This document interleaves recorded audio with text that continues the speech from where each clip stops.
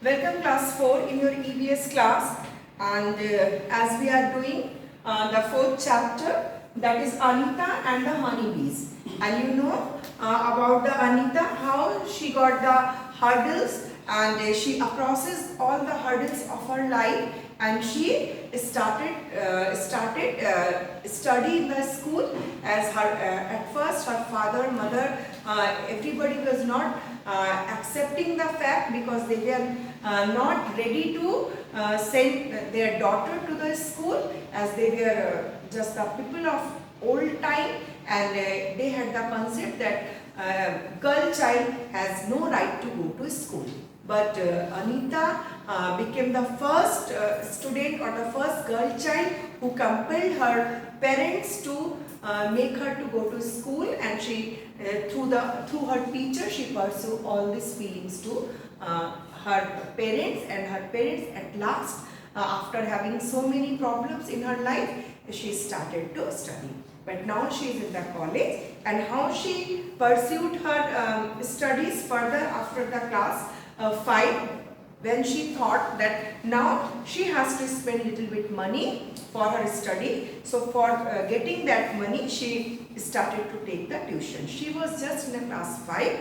At that time she was taking the students, or the tuitions of class 1 KG or 2 students, so she could make them to understand, and she could take the tuition, and in this way she was earning little bit money for her livelihood, as well as for her education. Okay, so it was our we have to appreciate the courage of that girl, and we have to appreciate the steps she has taken for the improvement for her society. Okay, now let us talk. Do you know someone who wanted to study but could not do so?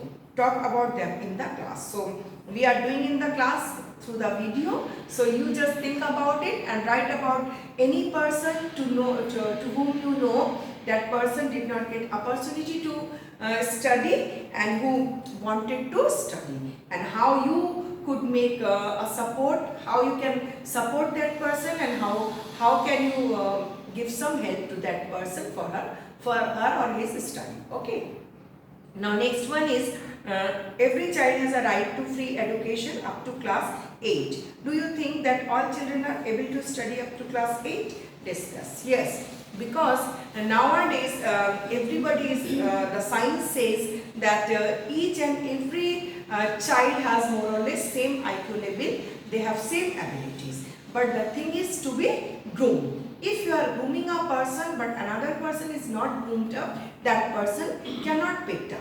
But if we, with our little effort, with our little support to them, each and every child can get each prospect of the education, and they can understand well. Okay, and the second thing, every child has a right to education is completely a right decision, because when a person studies, her brain cells, or you can say the thinking power enhances in that person.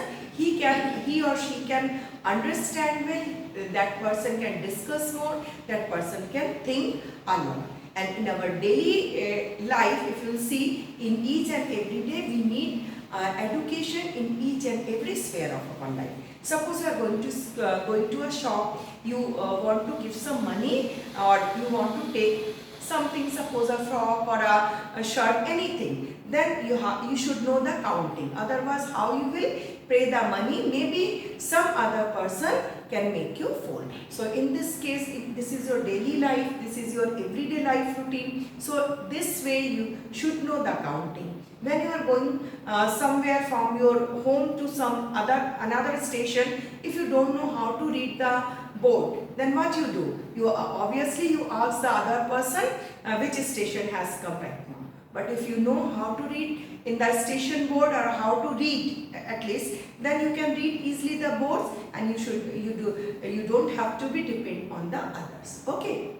So these all are the very minimum things which uneducated person, or the person who does not know how to study, how to read and write, that person has to depend on others.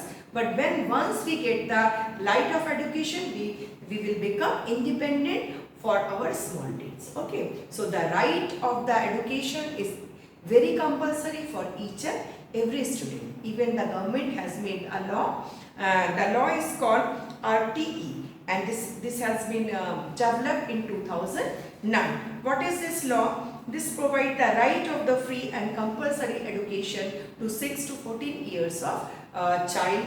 A part of it is a male child or is a female child, and female child get their education total free of cost. They do not have to buy anything from the school or anything from the market. They get their books, they get their notebooks, they get their uniform. Even the food is provided by the government for them. So only they have to study, and this awareness must has to come in our society that each and every girl child has a right to read and write or to study or to know, become aware of the surrounding. Okay, slowly Anita started to talk other parents in the village, and she pursued this feeling to other parents of the village that each and every child has a right to study, and she was successful to pursue this feeling to other parents. They also started to send their children in the school, especially the girl child. But before that, it was totally obstructed, it was totally banned in the village. They all were just unaware of this fact that each and every child, even the girl child, has to study, and this is their right also to know about the world and to know how to read and write.